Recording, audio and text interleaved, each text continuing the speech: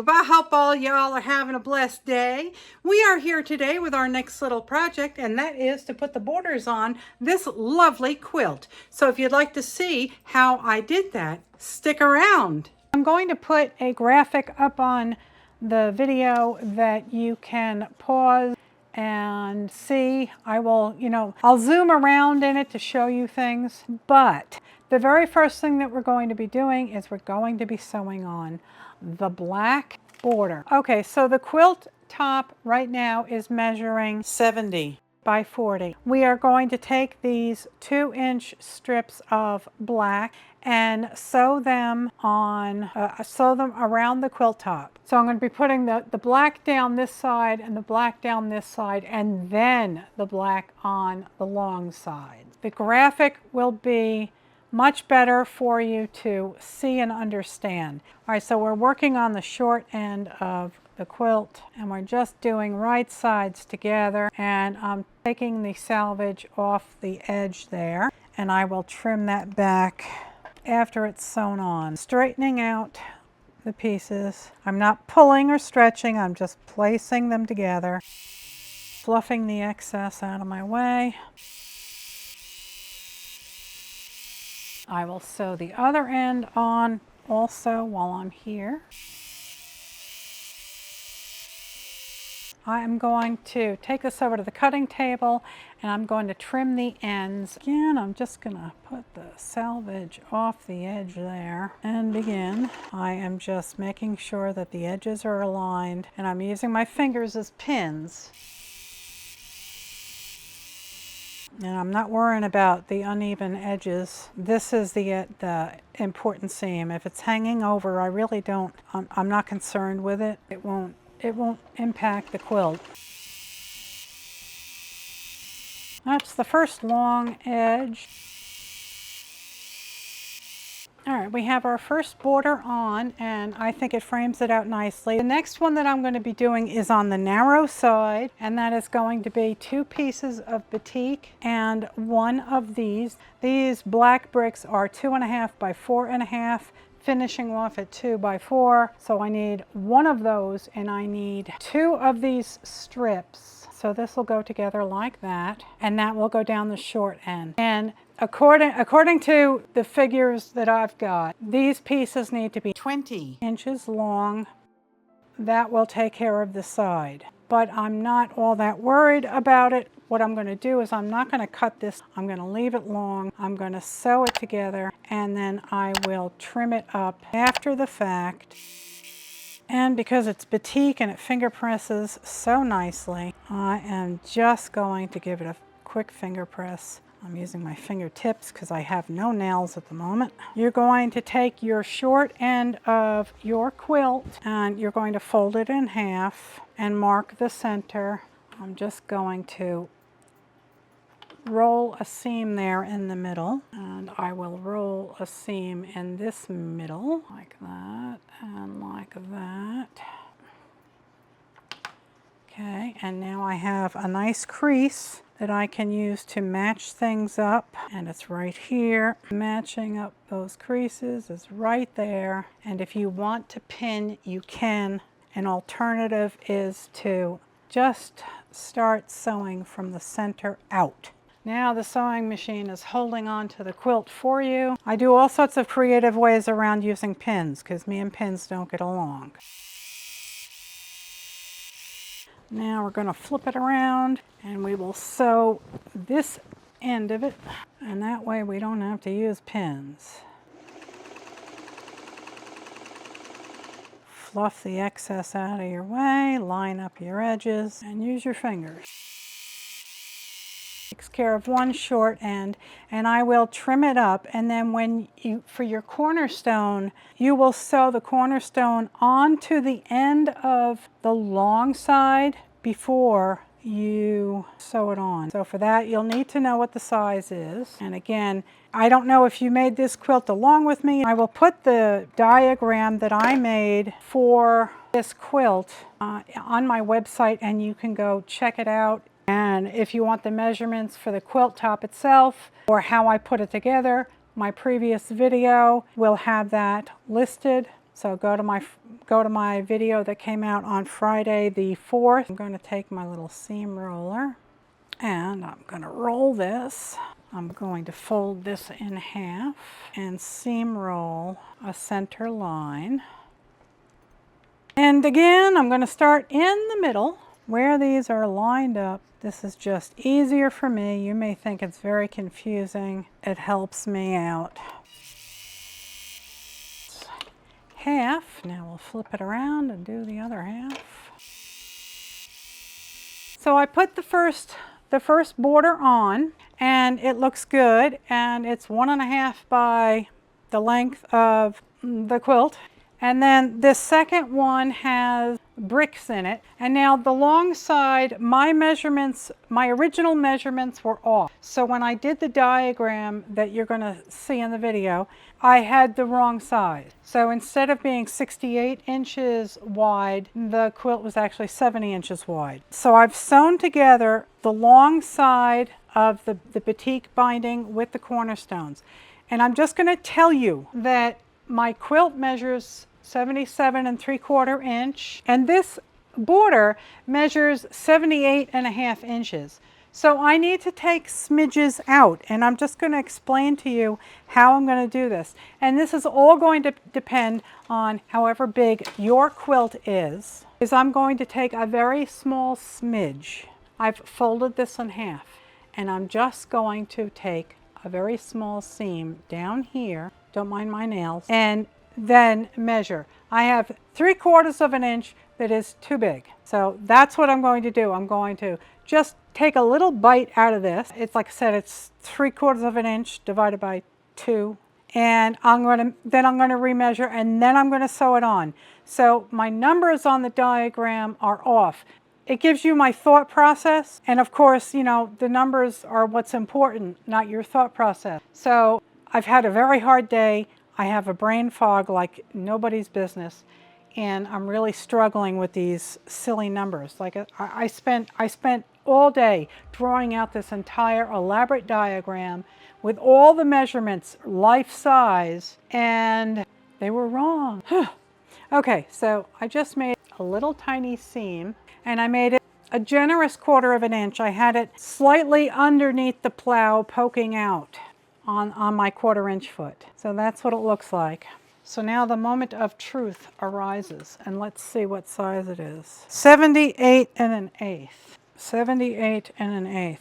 That means I need to take a bigger, that's bigger than what I need. So I'm going to extend the size of this seam. Give me a second. Basically, I'm just going to keep taking little bits. I really have to apologize. I feel like I've only been doing this since the 70s, and I'm really struggling. My brain is just not functioning at all. 78 inches. So it's only 3/4 inch that I have to fudge. Not a problem. So let me turn the camera around and we will sew this border on. Okay, I'm stretching way out, and I do have a little bit of excess. So what I'm going to do is I'm going to take this out of the machine just for a second, and I'm going to take another little nibble out of this. It's certainly not big enough that anybody's going to notice. And as I always say, if you can't tell from the back of a galloping horse at night during a heavy fog, you're good to go. Stretching it back out to the edge of the quilt and seeing if those seams align. And they do. Yes, they do. Thank you, Jesus. Okay, we are good to go. So now you just carry on like nothing ever happened. If you have ice cream, I suggest a rather large bowl at this point. There's a bit of excess in this. I have just a smidge of excess in the border. So what I'm doing is I am aligning the ends where I want them, and I'm holding it. And my corner square is lined up, and there's a little bit of excess. But see, this is a wee bit loose. The way to fix that problem is hold the piece up while you are sewing, and all that excess is gone, and those are perfectly lined up. That's how you fix that problem. Your sewing machine will do it for you. Just let it. I'm just letting the sewing machine take it in, and it will even everything out for you. So there is my cornerstone. I am very, very happy with that. That's pretty nice, if I do say so myself. Thank you, Jesus. Look at those beautiful cornerstones, and they all look like that. This is a narrow and long quilt. So the way to fix that is I had this absolutely stunning fabric left over from our last 4-patch kaleidoscope quilt. And the colors match beautifully. So what I'm doing is I am sewing this along the long side of the quilt and along the short side of the quilt. I have these. I had a 4.5-inch by 39-inch piece of the strip set left. I cut it into 1.5-inch widths, and I'm going to sew them down this side. They're going to be real narrow, but I think it's going to look awesome. So I have to sew 2 of these together, and that's going to be the first thing I do because I am doing the short sides first throughout the entire border process. I'm doing the short side first. Just wanted to hop back in here and let you know I have sewn 4 of these pieces together. They're more than enough of what I need, and I folded it in half and I made a crease in the middle. And this is the center seam of the long border. So I am going to do right sides together, and I'm going to go from here out and then come back to the middle and go to the other side. All right, there it is, people. I am out of steam. I really want to apologize that I was being very inaccurate, and I was having a very hard time with the numbers. The quilt finished out at 78.5-inch by 52-inch, and it's too big for my design wall, so part of it is on the floor. But I think it's absolutely beautiful. It really came out nice. I love the little cornerstones, and I'm being totally honest. I didn't do the cornerstones in the outside border because I was a bit of a space cadet. And again, the center of the quilt was crossings. It is a pattern by Suze over at Revelation Quilts, and it used 1 jelly roll. I swapped out some colors that didn't have duplicates with some batiks and mixed them in, and then I used the same exact batiks in the outside borders, so it all carried through. It will look beautiful on maybe a twin size bed or on your sofa. It would certainly make someone in a chemo chair very, very happy if you wanted to do a donation quilt. It's just really pretty. It would look nice for, you know, a college student. It's a very fun project. It's very easy to do. It's very beginner friendly. So I want to thank you so very much for joining me on this little quilt. And I, again, apologize for the confusion. I apologize for the brain fog. Do not rely on the numbers in my diagram because everything is dependent upon your quilt. And if pieces of fabric got stretched a little bit, then your mileage may vary greatly from what I've got. So measure 10 times and cut once. I can't stress that enough. Please have fun with this project. It is not as scary as my brain fog made it seem. Very, very easy. Basically what you're doing is you are measuring your quilt, just your quilt top. You're measuring that, and whatever those sides are, that's how long your first border is. And then you're measuring that, and whatever those measurements are, that's the size for your next border. And again, use the principles of folding the quilt in half and making a crease, folding your border in half and making a crease. Match those 2 creases and then sew from the middle out and you'll be fine. Turn the quilt around, sew from the middle out on the other side and you will be fine. Corner squares, then remember that you want to make sure that your border is the same size as the side of your quilt that you're working on. And if the border is too big, no problem. All you have to do is take a small crease and sew it down. So if you're an inch too large, you make a crease and sew a seam that is 1/2 inch. And then both sides reduce by 1/2 inch, and there's your inch. Also remember that you can take your fabric and hold it up as it's going into the machine, and the machine will draw in the excess and everything will line up fine. Please know, I love you all very, very much. I appreciate you being here, and I so appreciate your subscriptions and your comments. Your comments make my day.